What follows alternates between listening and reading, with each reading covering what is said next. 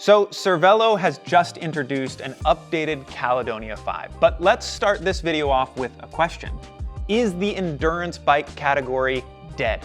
If you need a refresher on what the endurance bike category is, these are the bikes that are supposed to be focused on comfort and ride quality over aerodynamics and razor sharp handling. They're the bikes that, if we're being honest with ourselves, are the right bike for most people, but there are still so many people that tend to buy the bike that's raced in the Tour de France because that's the cool one. A few years ago, if you wanted to fit a 28-seat tire, you had to buy an endurance bike. But nowadays, Cervelo also makes bikes like the S5, the race bike to end all race bikes.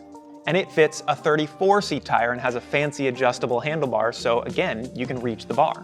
So that brings us back to the question above. If bikes like the S5 exist and can fit big tires and have adjustable handlebars, then is the endurance bike category dead?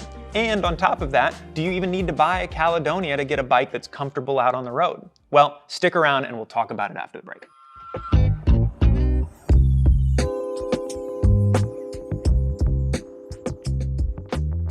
All right, so thanks for sticking around. If you're still here, you probably want to know more about the new Caledonia-5, and I don't want to bury the lead too far. So yes, there is still a huge reason to buy an endurance bike, and specifically the Caledonia and Caledonia-5. Let's start out with talking about what endurance bikes are good at.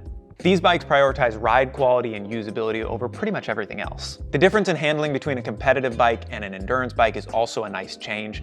The Caledonia is still good on a twisty mountain road, but you get the sense that if you were to hit a big bump in the middle of a corner, the bike's going to continue doing its thing without much of a change. So for riders looking for a bike that can do everything, the endurance bike category is really where you should be starting.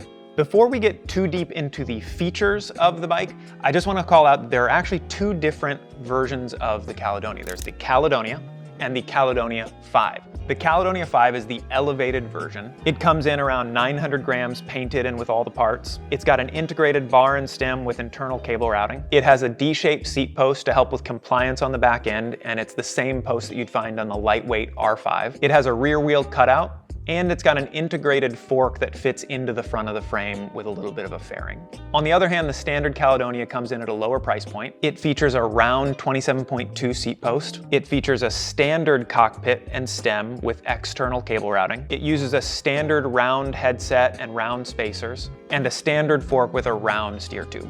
Both of these bikes will give you the same experience on the road, but the Caledonia-5 will be a lighter bike with a more integrated look and some higher end elements throughout the package.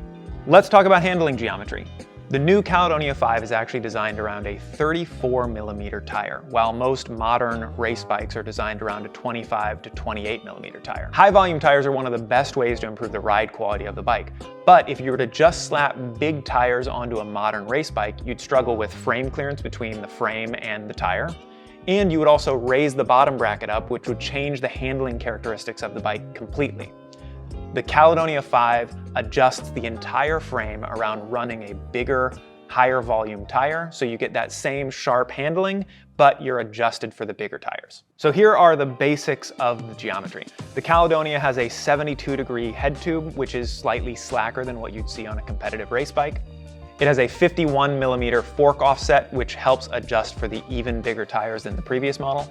The trail of the bike is 57.8, which ends up helping create much more stability in the front end when you run over bumps. The bike has a 74mm bottom bracket drop, which is about 2mm more than what you'd find on a modern race bike. This helps give you that inside the bike feel when you're in corners. And the last thing, it has a 415mm chainstay, which is nice and short even though you're running the bigger tires. Last few things, let's talk about a few extra features. The addition of internal storage. This is actually the same system that Cervelo is using on a couple of other bikes in their range, but it allows you to be able to put storage inside of the frame underneath the front bottle cage. The bike is going to come with two individual different storage devices, so you can have your flat kit inside of the frame, you can have a tube in one, and you can have your CO2, tools, and other flat changing gear inside of the frame. Tire clearance. The bike is actually built around a 34mm tire, like I said up above, but you can also fit up to a 36mm tire with 4mm of clearance around the tire. So I'm gonna bet you can still stuff a bigger tire in there yet. As with the previous model, you can also fit fenders, but now you're able to fit a 34mm tire with a full fender on the bike. The previous generation of bike could only fit a 30C tire with a fender on it, despite having clearance for much bigger tires.